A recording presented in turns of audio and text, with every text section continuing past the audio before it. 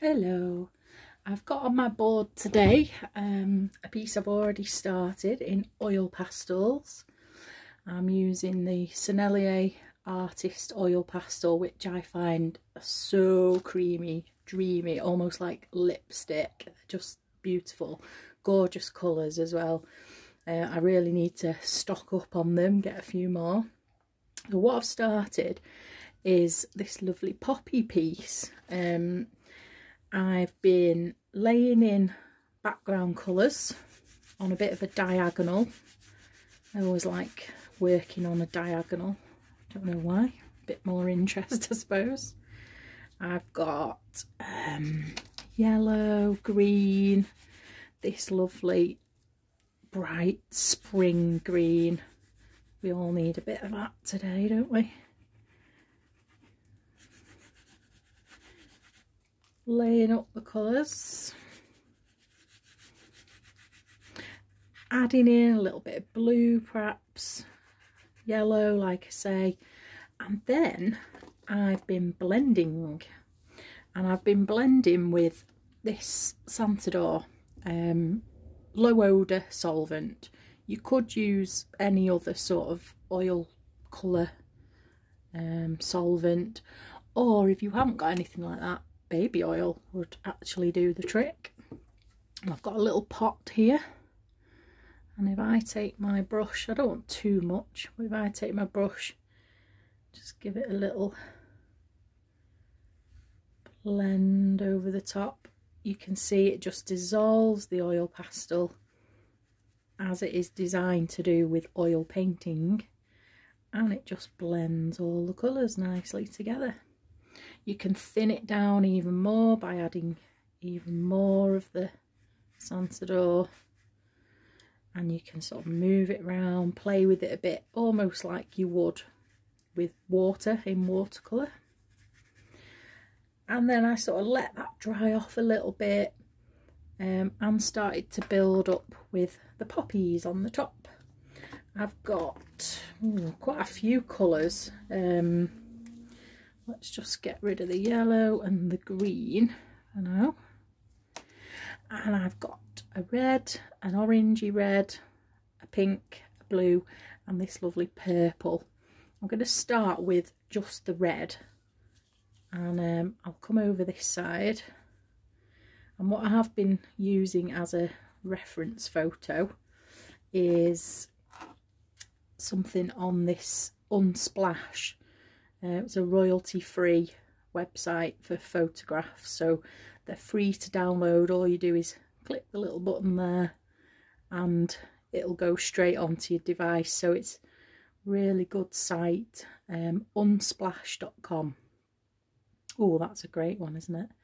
But I was looking more at the fields of poppies and how they all sort of blowing in the breeze.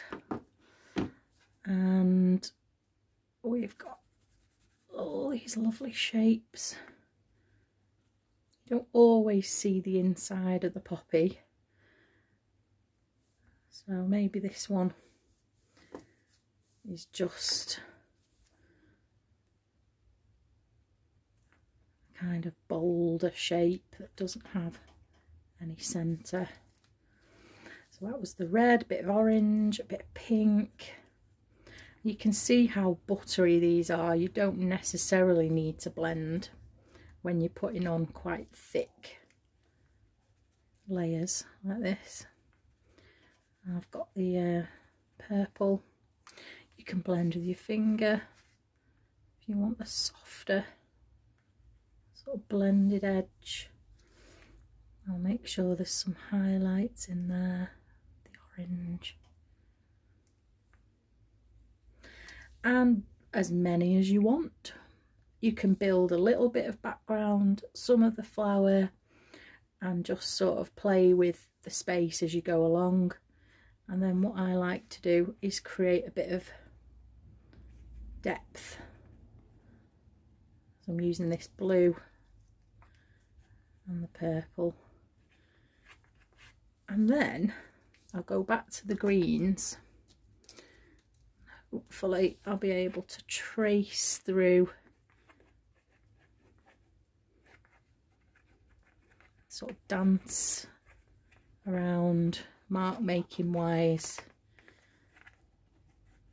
Get some nice interesting things going on.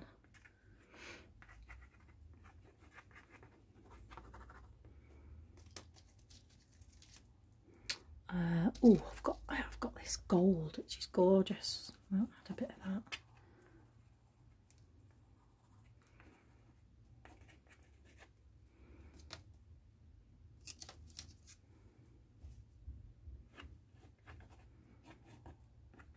There could even be other flowers creeping in, maybe some cornflowers or something. It doesn't really matter what, you just kind of add in a bit of extra interest into the composition.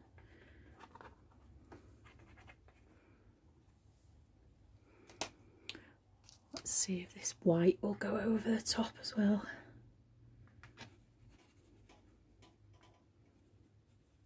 Use it there for a few highlights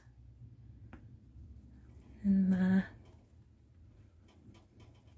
Great thing with oil pastels is they're so quick to work with, so quick to get, you know, these really nice instant results.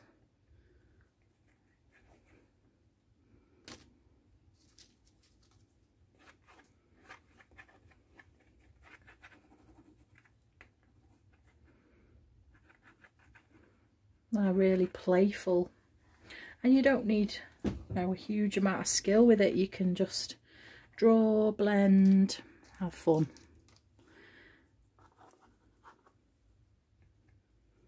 Maybe we need another flower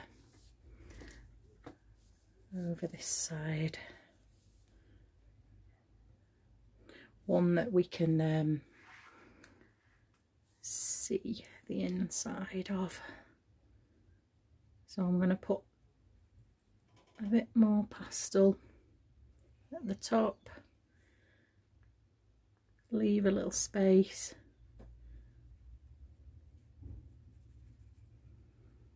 and it's blending with the blue there, so I'm naturally getting a bit of shadow.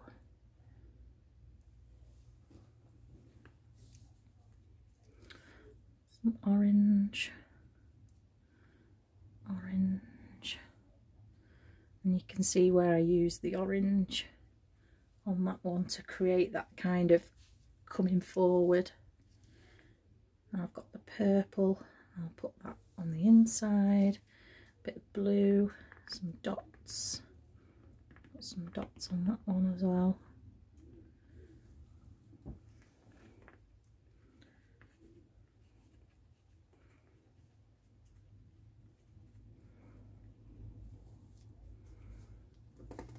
Quite like the pink, so I might just have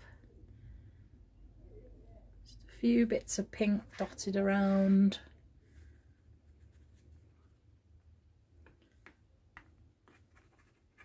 I love this unfinished edge as well, almost like you've just got a snapshot of an area that you're working on. There's lots of other things going on around it. Let's get a bit more white in, if we can.